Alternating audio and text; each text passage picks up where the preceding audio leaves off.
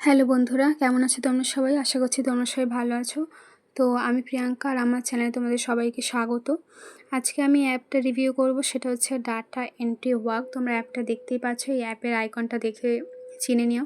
তো অ্যাপটা খুলতে ফার্স্টে এখানে একটা অ্যাড চালিয়ে দিয়েছে।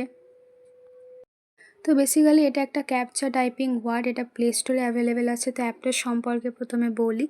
এখানে হচ্ছে ক্যাপচা টাইপ করতে হয়। তো এখানে দেখো অ্যাড চলছে এখন চিকেন রোডের। তবে এখানে একটা কথা, এই যে চিকেন রোডটা চলছে না, এটাও এখন মানে খুব ফেমাস। সেখানে দেখি সব জায়গায় এই অ্যাপটার ব্যাপারে, জানি না ফেক না রিয়েল আদৌ। রিভিউ অনেক অবশ্য ভালো ভালো আছে, তবে অনেক খারাপ রিভিউ আছে।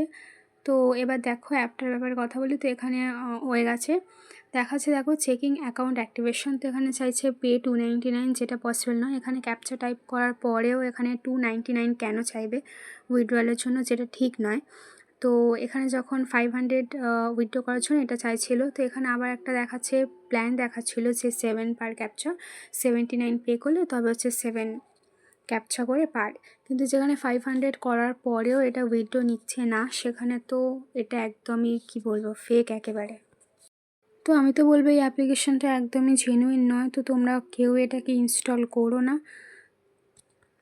তো এখানে একটা করে ক্যাপচা টাইপ করতে খুব কম টাইমই যায়, বাট এটা একদমই পেমেন্ট দেয় না। এটা একেবারেই ফেক অ্যাপ।